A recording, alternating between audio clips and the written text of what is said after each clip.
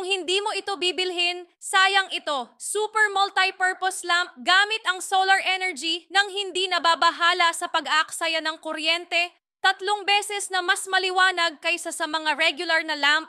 Ang presyo ay mula ₱175 lamang.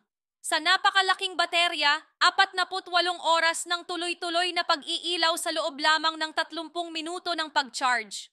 Ang produkto ay gawa sa plastic na lumalaban sa init, kaya hindi mo kailangang mag-alala na masunog ang iyong mga kamay o malaglag. IPX4 waterproof na teknolohiya, huwag mag-alala tungkol sa pinsala dahil sa tubig kapag iniwan sa labas. May kasamang 3 smart light mode.